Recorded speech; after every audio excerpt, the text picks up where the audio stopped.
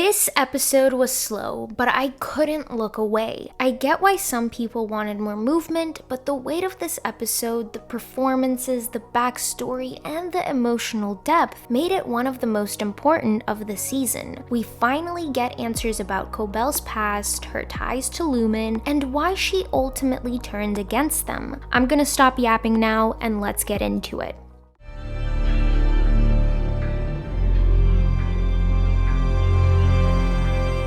This episode follows Cobel's return to her hometown, Salt's Neck, a rundown, snowy place that feels like it was abandoned by time, and as we later learn, by Lumon. Right away, we get a sense of how bleak this place is. People are barely getting by, and one man is even huffing something from a bag just to stay warm. Cobel makes a stop at a local diner called Drippy Pot Cafe, where she meets Hampton, a man who clearly knows her from the past. He looks pissed to see her, and from the way they interact, there's a lot of unresolved history between them. She asks him for a favor, but he doesn't exactly jump at the opportunity, but he agrees. They meet at an abandoned Lumon factory, and we start getting hints at just how much Lumon control this town. Hampton calls out their child labor practices, and Cobel doesn't even deny it. Instead, she throws it back at him, referencing how Kieran, Imogen, and Egan supposedly met at the ether mill. Hampton reluctantly agrees to help her, and they drive to her childhood home, where we meet her aunt, Sissy Cobel. And if we genuinely thought Cobel was super intense and indoctrinated into the whole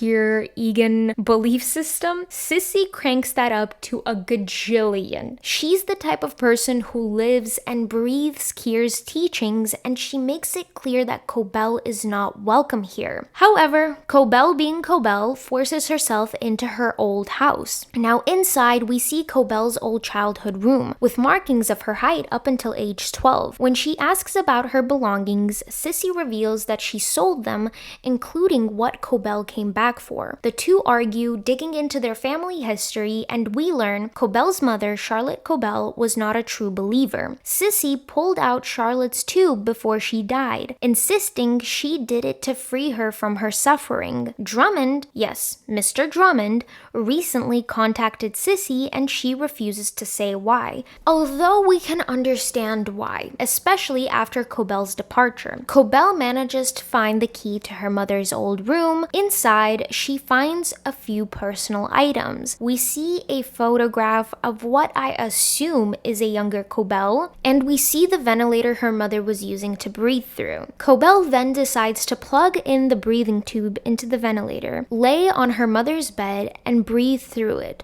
while also crying. And this moment was absolutely gut-wrenching. Later that night, Hampton forces himself into Sissy's home, finds Cobel, and we get a brief moment of warmth between them. They share a laugh, Hampton offers her ether, and Cobel admits she hasn't done it since she was 8 years old. After huffing some ether and kissing Hampton, Cobel comes to a realization that Sissy couldn't have thrown away her things. She then heads to the cellar, and she finally finds what she was looking for. She finds her old yearbook from the Myrtle Egan School for Girls, and we learn that Cobel was valedictorian. She was also the Goat Husbandry Club president, and she won the Wintertide Fellowship program, the same program that Miss Huang is in. She was given a Jane Egan bust as a gift. Hidden inside that bust is a journal filled with designs and blueprints that Cobel claims are hers. This is where the episode's biggest bombshell drops. Cobel designed everything. The Glasgow block, the overtime contingency,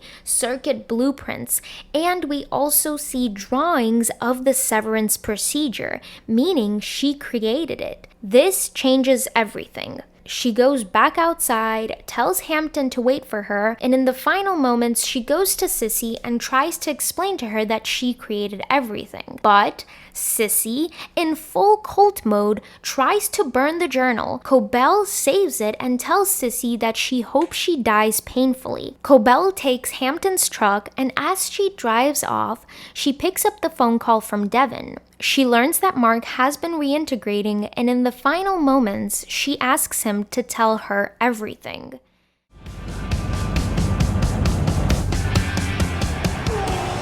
Rewatching Severance for the third time has completely melted my brain, but in the best way possible. The more I look at the details, the more I realize how deep this rabbit hole goes. But instead of a fully fleshed out theory, today I have something different for you. A collection of dots. So if you notice something that you know, and I don't, let me know, okay? So let's get into this before I lose my mind completely. They're building spaceships, man.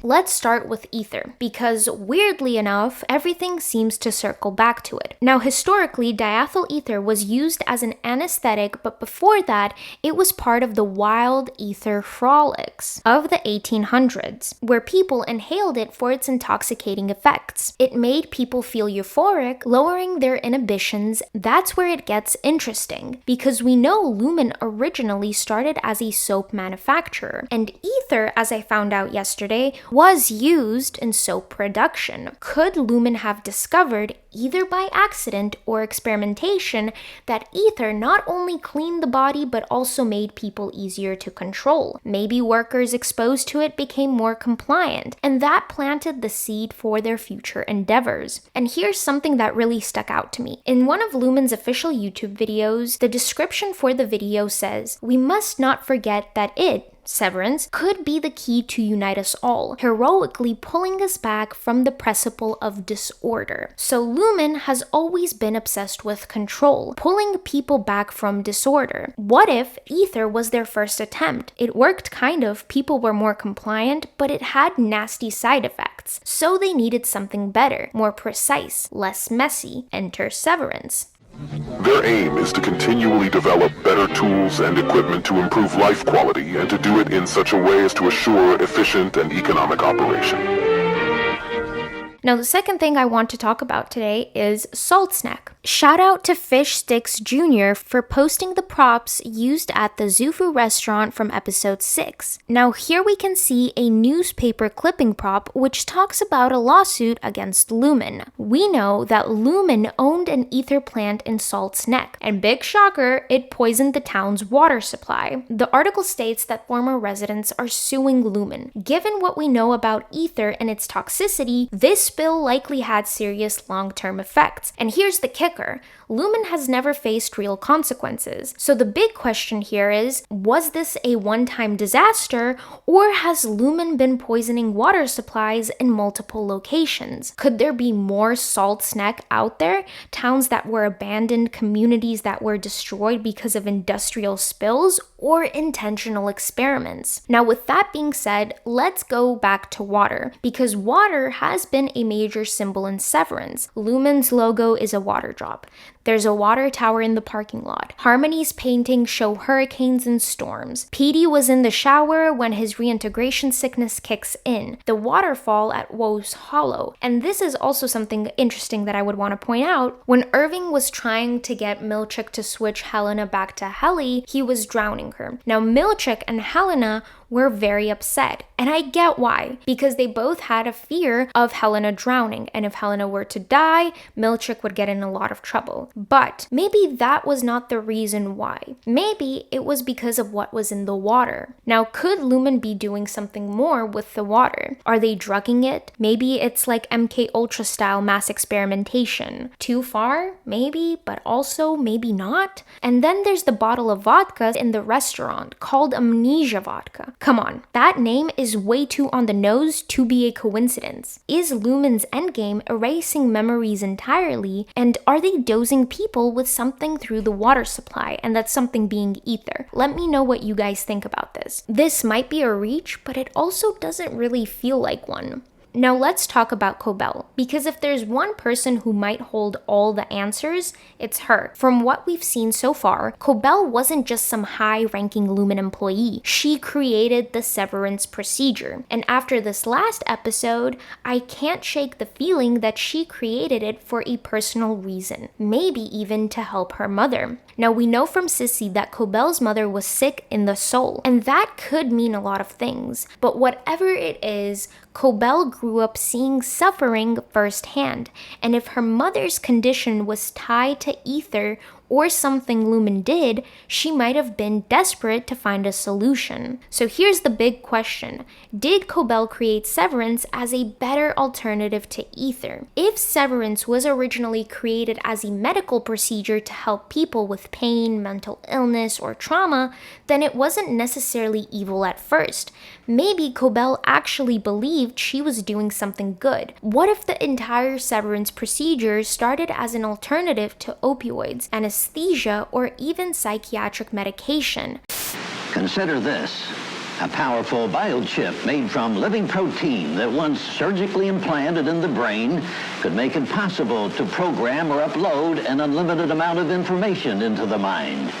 Impossible, only science fiction. It may be closer than you think. As for the final part of this video, we need to talk about the goats. Because while writing and researching all of this, I couldn't help but wonder, where do the goats fit in? Now this might be a reach, just like everything else, but hear me out. What if the goats are being used as scapegoats? Literally. According to Leviticus 16, the Jewish Yom Kippur scapegoat ritual is one of the most famous examples. One goat was sacrificed to God, the other goat had the sins of the people placed upon it, and was sent into the wilderness, carrying away the sins of the community. What if Lumon is doing something similar? Are they symbolically placing their sins on the goats before banishing them? Could this explain why the goats are inside Lumon's facility?